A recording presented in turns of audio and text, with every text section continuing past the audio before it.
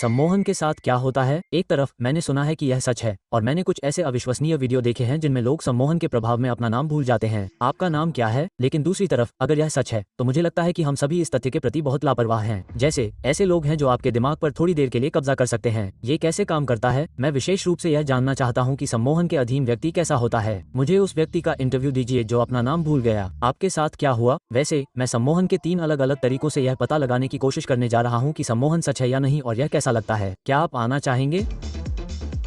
अच्छा, क्योंकि मैंने पहले वाला कर लिया है। मुझे YouTube पर एक वीडियो मिला जिसका नाम है क्या मैं आपको 30 सेकंड में सम्मोहित कर सकता हूँ, और मैंने सोचा ऐसा करना बहुत आसान है, इसलिए मैंने यह इंट्रो फिल्माने से ठीक पहले किया। क्या आपने कभी सोचा है कि क्या मैं सम्मोहित कर सकता हूँ? क्या मैं ऐसा व्यक्ति हूँ जो मन को नियंत्रित कर सकता है? नहीं, यह मन को नियंत्रित करने जैसा नहीं है। ये केवल चीजों के बारे में सोचने से होता है, और कई बार हम जिन चीजों के बारे में सोचते हैं वही चीजें घटित होती हैं। इसलिए यदि आप कुछ आजमाना चाहते हैं तो आपको बस अपने हाथों को इस तरह एक साथ रखना है और उन्हें इस तरह से पकड़ना है। अब अपनी तर्जनी उंगलियों को लें और उन्हें समानांतर रखें और अपनी आंखों को 2 उंगलियों के बीच के गैप पर केंद्रित करें। बस अपनी आंखों को गैप पर बहुत मजबूती से केंद्रित करें, और जब आप ऐसा करते हैं तो कल्पना करें कि आपकी उंगलियों के सिरे चुंबक की तरह हैं और चुंबक हर सेकंड के साथ और अधिक मजबूत होते जा रहे हैं। और जितना अधिक आप कल्पना करते हैं कि चुंबक आपकी उंगलियों को एक साथ खींच रहे हैं, वे उतनी ही मजबूत होती जाती हैं जब तक कि आपकी उंगलियां एक दूसरे के और करीब ना आ जाएं। और अगर वे हिल रही हैं, अगर वे एक दूसरे के करीब आ रही हैं, तो मैं आपको दिखा सकता हूं कि आप कितने संवेदनशील हैं। अगर वे हिल नहीं रही हैं तो शायद ऐसा इसलिए है क्योंकि आप उन्हें हिलने से रोकने की बहुत कोशिश कर रहे हैं। नहीं, वे पहले से ही एक साथ हैं। कल्पना करते रहो कि वो चुंबक उन्हें एक साथ खींच रहे हैं। वो पहले से ही एक साथ हैं। ठीक है, अच्छा, मुझे लगता है कि यह काम कर गया। मुझे नहीं पता, क्या ये सम्मोहन है? क्या सम्मोहन यही है? ऐसा लगा जैसे मेरी उंगलियां बस एक साथ रहना चाहती हैं। जैसे जब आप उन्हें इस तरह पकड़ते हैं तो वे स्वाभाविक रूप से ऐसा करती हैं। क्या वे स्वाभाविक रूप से ऐसा करती हैं? नहीं, मुझे लगता है कि मैं उन्हें इस तरह ठीक से पकड़ सकता हूँ। ठीक है, अच्छा, धिक्कार है, शायद मैं इतनी जल्दी सम्मोहित हो गया। सम्मोहन का दूसरा प्रकार सम्मोहन चिकित्सा है। मैं हमेशा से ही मानता था कि सम्मोहन नकली है जब तक कि मैंने एक परिवार के सदस्य से बात नहीं की जिसने कहा कि उन्हें धूम्रपान छोड़ने के लिए सम्मोहित किया गया था। लेकिन जाहिर तौर पर हर जगह ऐसे सम्मोहन चिकित्सक हैं जो आपको नशे की लत, भय, गले की गांठ की समस्या, बुरे कर्मों जैसी कई तरह की चीजों के लिए सम्मोहित करने में खुश हैं। ये असली सम्मोहन चिकित्सक वेबसाइट से असली हैं। जहां तक मेरी बात है, मैं अपने नाखूनों के साथ अपनी जीवन भर की लड़ाई को ठीक करने के लिए सम्मोहित होने की उम्मीद कर रहा हूं। जब से मुझे याद है, मैं अपने नाखून काटता रहा हूं। मुझे इससे नफरत है, लॉरा को भी इससे नफरत है। मैं अपने नाखून इतना काटता हूं कि मेरे दांत टूट जाते हैं। तो उम्मीद है कि यह व्यक्ति इसे ठीक कर देगा या कम से कम इसे धूम्रपान जैसी किसी स्वस्थ आदत से बदल देगा। मैं वास्तव में चाहता हूं कि यह काम करे, इसलिए मैंने जानबूझकर हिप्नोथेरेपी के बारे में ज्यादा नहीं पढ़ा क्योंकि मेरा सहज ज्ञान मुझे बताता है कि यह उन चीजों में से एक है जिसे आपको पूरी तरह से मानना होगा, और मैं ऐसा कुछ नहीं पढ़ना चाहता जिससे मुझे इस पर संदेह हो। तो अभी मुझे केवल इतना पता है कि मैं जूम के माध्यम से सम्मोहन के लिए 2 सत्रों में $450 का भुगतान करने जा रहा हूं।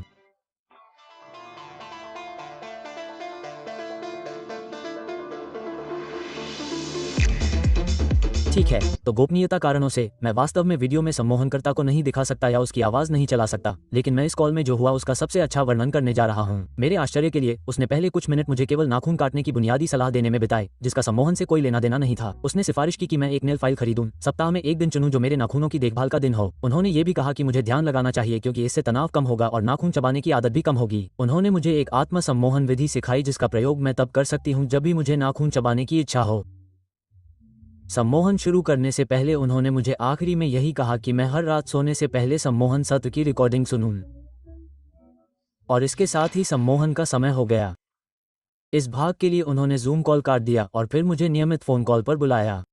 मुझे नहीं पता कि क्या वो स्क्रीन पर अपनी उपस्थिति से विचलित नहीं होना चाहते थे या फिर वो पजामा पहनना चाहते थे या कुछ और। उन्होंने सबसे पहले मुझे यथासंभव आराम देने की कोशिश की, मेरे शरीर के अलग अलग हिस्सों पर ध्यान केंद्रित किया, सिर से पैर तक, और कल्पना की कि वे इतने भारी होते जा रहे हैं कि मुझे ऐसा लग रहा है कि मेरा शरीर सोफे में धंस रहा है। और मुझे लगता है कि यह वो बिंदु है जहां मुझे पूरी तरह से सम्मोहन की स्थिति में होना चाहिए, क्योंकि यहाँ से वो मूल रूप से मुझे इस तरह की प्रेरणादायक ऊर्जा देने वाली कहानी सुनाता है जो मेरे नाखूनों के बारे में मेरी मानसिकता को बदलने वाली है। मैंने उसके निर्देशों का पालन किया। कल्पना की कि मेरा शरीर मेरे चारों ओर चमकने वाली रोशनी की किरण में गायब हो रहा है जो मेरे दांतों और मेरे नाखूनों की रक्षा कर रहा है, और मैं प्रकाश की किरण पर सवार होकर एक शांत समुद्र तट पर गया जहां मैं अपने दोनों ओर खुद के अलग अलग रूप लेटा हुआ था। मेरी बाईं ओर मेरा वो रूप था जो अपने नाखून काट रहा था। दाईं ओर मेरा एक शांत, ठंडा और आत्मविश्वासी रूप था जिसके नाखून बिल्कुल साफ थे। ये सब एक बहुत ही शांतिपूर्ण और सुकून देने वाला अनुभव था। मुझे कभी चिंता नहीं हुई कि कोई और मेरे दिमाग को नियंत्रित कर रहा है, लेकिन मुझे संदेह था कि क्या मुझे वास्तव में सम्मोहित किया जा रहा है। मेरी आंखें काफी देर तक बंद रहीं और मुझे इतने समय तक ध्यान देने में कठिनाई हुई। तो मैं खुद को दूसरी चीजों के बारे में सोचते हुए पाता था और फिर सोचता था, अरे नहीं, ये तो हिप्नोटिज्म को बर्बाद कर देगा। और कई बार हिप्नोटिस्ट ने एक खतरनाक हरकत की, जैसे वो बस कुछ इस तरह का आदेश देता था। वो कहता था, और अब तुम अपने नाखून चबाना बंद कर दो। खैर, यहाँ से मुझे बस ये तय करना था कि मैं खुद का यही रूप चाहता हूँ, और ओह बेबी, मैंने वैसा ही किया। तो उसने मुझसे कहा कि मैं अपने पैर की उंगलियां हिलाऊं और अपने आदर्श रूप में आ जाऊं।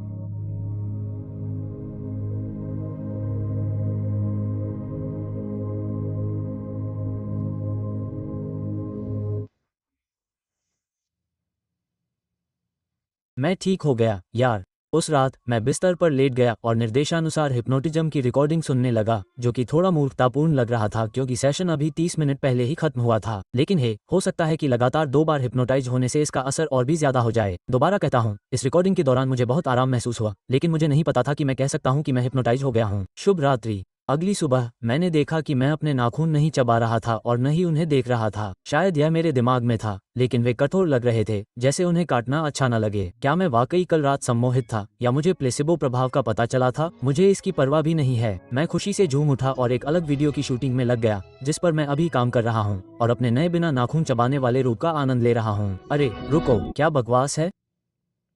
क्या मैंने अभी अभी अपने नाखून चबा लिए? धिक्कार है। अच्छा हुआ जब मैंने ऐसा किया तो मैं फिल्मांकन कर रहा था। धिक्कार है, मैंने अपने नाखून चबा लिए।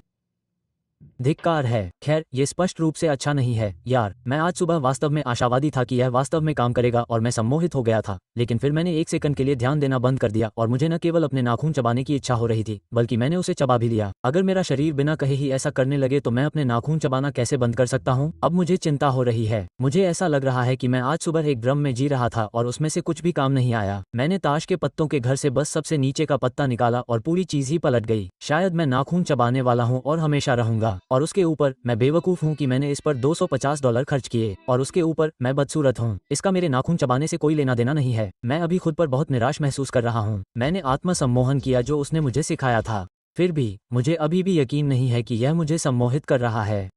मैं वो सब कुछ करता रहूंगा जो मुझे करना था, रिकॉर्डिंग सुनना, जरूरत पड़ने पर आत्मसम्मोहन करना और ध्यान लगाना, और उम्मीद है कि यह सिर्फ एक गड़बड़ थी और सब ठीक हो जाएगा।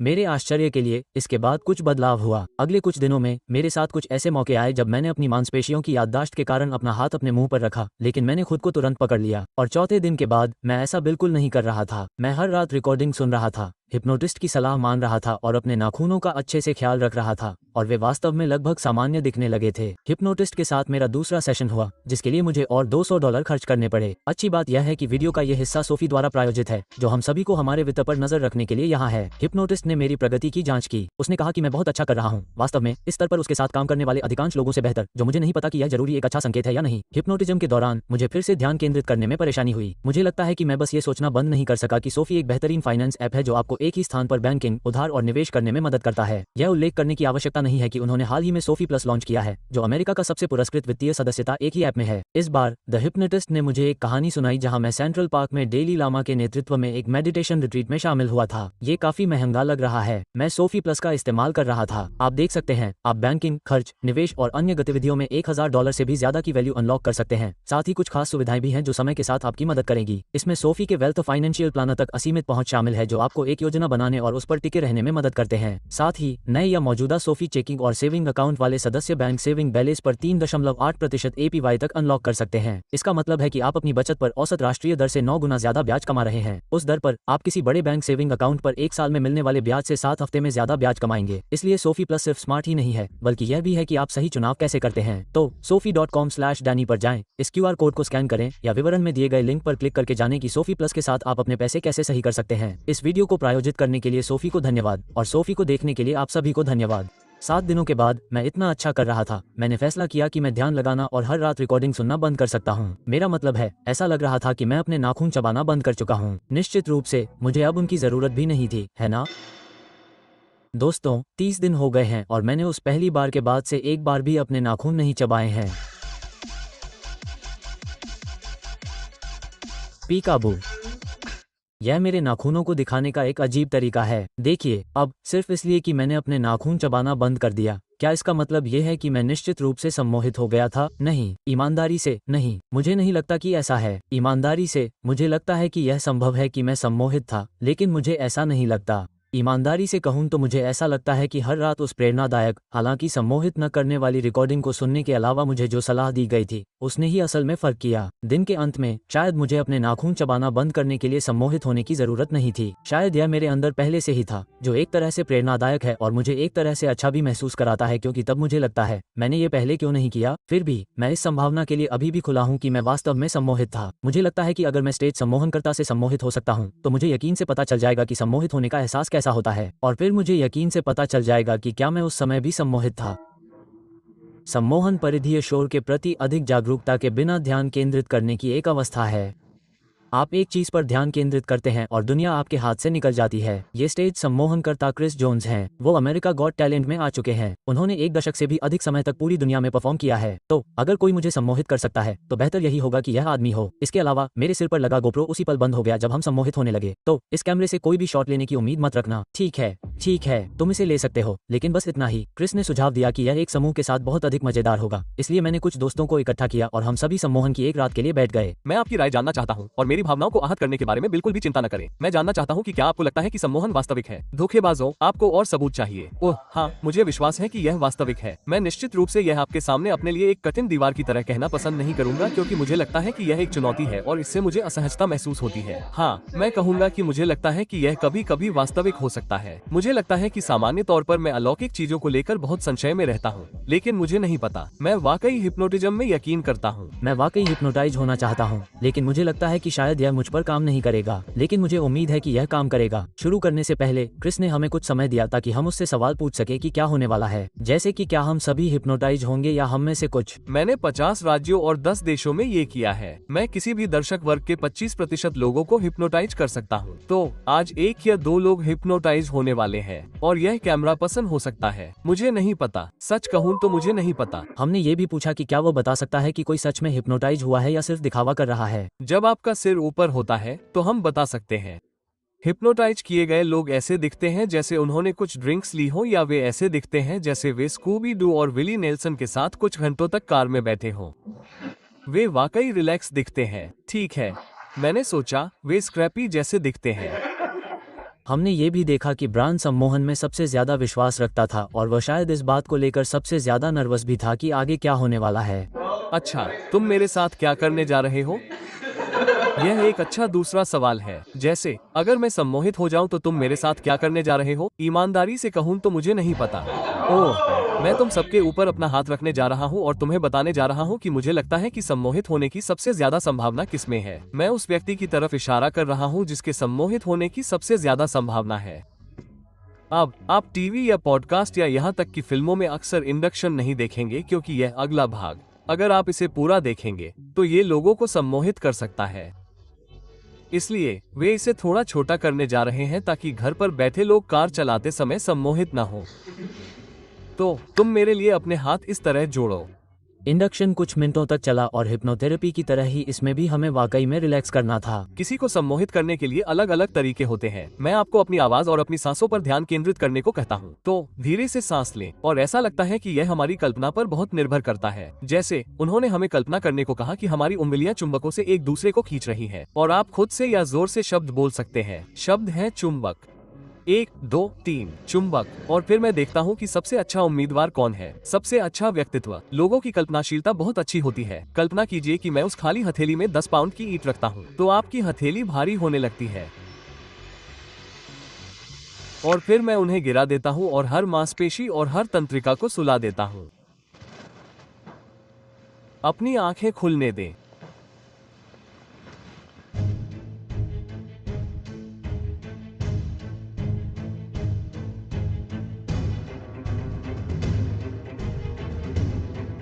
धीरे धीरे धीरे से एक और गहरी सांस लें। 1 2 और 3 आंखें खुलती है। हाँ, तो हम समझ गए। आप पहले और बाद की स्थिति देख सकते हैं। आप देख सकते हैं कि उनके चेहरे पर थोड़ा नशा या पत्थर जैसा भाव आ रहा है। ब्रायन, बिल्कुल। हाँ, क्या हो रहा है? आप कैसा महसूस कर रहे हैं? हमें अपनी पत्नी के बारे में बताइए, क्योंकि आप सम्मोहन के लिए एक बेहतरीन उम्मीदवार हैं। मैं पूरी तरह से कह सकता हूँ कि आप वहाँ हैं। डैनी भी वहाँ है। मैं बस चाहता हूँ कि आप सभी एक पल में बातचीत करें। लेकिन आप अभी क्या महसूस कर रहे हैं? मैं बस क्रू के साथ घूम रहा हूँ।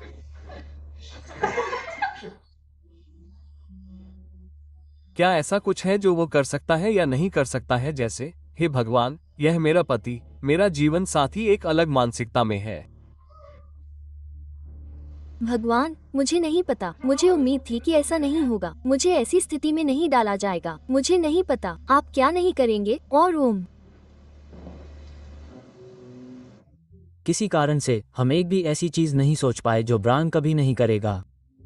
मुझे लगता है कि यह इस बात का प्रमाण है कि ब्रायन कितना पागल आदमी है। कारण जो भी हो, ये सारी अनिश्चितता ब्रायन को उसके सम्मोहन से बाहर खींच रही थी। इसलिए क्रिस जल्दी से अपने अगले लक्ष्य पर चला गया। धन्यवाद ब्रायन। और हाँ, और नींद। आराम करें और अपने सिर के ऊपर से लेकर पैरों के निचले हिस्से तक आराम करें। अपने शरीर की हर मांसपेशी, हर नस और हर फाइबर को आराम दें। एक पल में मैं चाहता हूँ कि आप अपने मन की आंखों में कल्पना करें और महसूस करें कि आप फिर से एक हीलिंग बैलून को पकड़े हुए हैं। तो अपनी दाहिनी मुट्ठी को मजबूत करें। अब मुट्ठी बनाएं और उस गुब्बारे को जो मैंने अपनी कलाई से बांधा है, उसे छत की ओर ऊपर और ऊपर खींचें। ये फैल जाएगा। अब अपने पूरे हाथ को छत की ओर खड़ा करें। केवल उस हल्केपन की भावना पर ध्यान केंद्रित करें। अब 3 नंबर। आप अपनी आंखें खोलने जा रहे हैं। आपका हाथ अटक गया है। उस स्थिति में सीमेंटेड कच्चा लोहा। आप अपना हाथ नीचे नहीं ला सकते। ये सिर्फ पागलपन है। यह अगले 2, 3, 4, 5, 6 मिनट तक ऐसे ही काम करने वाला है। आपका हाथ तब तक अटका रहेगा जब तक मैं उसे खोल नहीं देता। आंखें खोलें। तो ये फिर से एक सम्मोहन अवस्था है। हर कोई इसे अलग अलग रूपों, आकारों में अनुभव करता है। आपके मन में क्या है? कृपया। शो हमारा है। शो हमारा है। ये दिलचस्प है। मुझे यकीन नहीं है कि मैं सम्मोहित हूँ। मुझे नहीं लगता कि मैं हूँ। हाँ, लेकिन किसी भी बिंदु पर मेरा मतलब है, मैं वास्तव में इसके साथ जाने की कोशिश कर रहा था और जैसे आप जानते हैं, मानसिक रूप से चीजों की कल्पना करना और मैं ऐसा था। वो किसी कारण से मुझ पर ध्यान केंद्रित नहीं कर रहा है। और यह सब अंत में समझ में आ जाएगा। हाँ। प्रश्न, क्या आप अपना हाथ नीचे कर सकते हैं या? मुझे ऐसा लगता है ये थोड़ी देर के लिए अटक गया था। ऐसा लग रहा है कि यह ऊपर जाना चाहता है। यह नीचे नहीं जा रहा है। हाँ, ठीक है। अभी अभी ऐसा हुआ है ना? क्या ऐसा है? ठीक है, ठीक है, ये ठीक है। और मैं मदद नहीं कर सकता, लेकिन ध्यान दें कि हम सभी स्पष्ट रूप से देख सकते हैं कि हाथ फिर से ऊपर है। यह अभी आपके लिए आराम की स्थिति जैसा है। उसका हाथ हमेशा ऐसा ही होता है। मेरा हाथ हमेशा ऐसा ही होता है। उस हाथ पर एक उंगली रखें। महम, जब वो उंगली आपके चेहरे को छूती है और आप फिर से गहरी विश्राम की स्थिति में चले जाएंगे। अच्छा, ये एक टेक्स्ट मैसेज है। ठीक है, ठीक है। आप इसे अपने पति के साथ शेयर कर सकती हैं। सो जाए। ठीक है।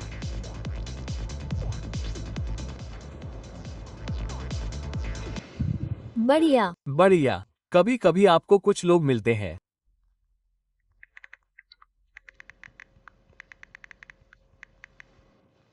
ठीक है। 3, 2, 1। डैनी पूरी तरह से जाग गया है। अरे ओह, आपके होमबॉय ने आपके लिए एक टेक्स्ट भेजा है। आप उसे पढ़ सकते हैं। सो जाए, डैनी। मैं सो जाऊंगा।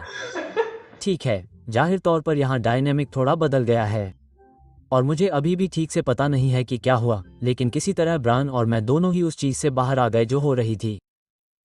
लेकिन जब सारी उम्मीदें खत्म हो गईं, तो क्रिस ने मुझे एक बार फिर अपनी आंखें बंद करने को कहा। और ओह डैनी, आप बस सोते रह सकते हैं और मुझे लगता है कि अगर हम बस हट जाएं तो यह मजेदार होगा। डैनी आराम कर सकता है और जाने दे सकता है और यही वो शो है जिसमें हम खुद को बाहर निकालेंगे।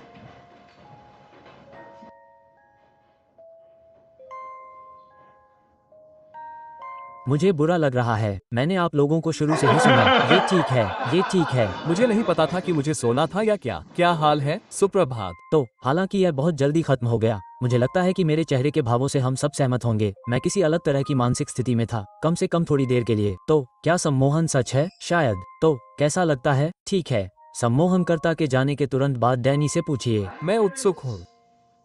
क्या ऐसा लगा कि मैं सम्मोहित था? हाँ, ठीक है, थोड़ा बहुत। क्योंकि मुझे ऐसा लग रहा है कि मुझे सच में नहीं लगता कि मैं सम्मोहित था। सच में? स्वाभाविक रूप से इसके बाद लगभग 20 मिनट तक ग्रुप के बाकी लोग मुझे ये समझाने की कोशिश करते रहे कि मैं वास्तव में सम्मोहित था। शारीरिक रूप से मैं हैरान था कि आप लोग किस कदर बेहोश हो गए थे। आप दोनों निश्चित रूप से बहुत ही कांच की तरह थे। लगभग ऐसा लग रहा था कि मैं आपको सम्मोहित होने के बारे में गैसलाइटिंग कर रहा हूँ। किसी के लिए ये कहना कि सो जाओ और फिर बेहोश हो जाओ एक ऐसी सुझाव देने वाली स्थिति है जो आपकी अपनी नहीं है। क्या मैं बस एक छोटी सी कुतिया हूँ जो कोई भी कहे वो करूँगी? मुझे यकीन नहीं हो रहा है, लेकिन मुझे सच में तब तक एहसास नहीं हुआ जब तक कि अगले दिन मैंने फुटेज नहीं देखा और मुझे एहसास हुआ कि मैं किस हद तक सम्मोहित थी। ठीक है, ठीक है, नहीं। शायद मुझे वो थोड़ा बहुत समझ आ रहा है जिसके बारे में वो बात कर रहा था। मैं वास्तव में थोड़ा बहुत बेहोश दिख रही हूँ।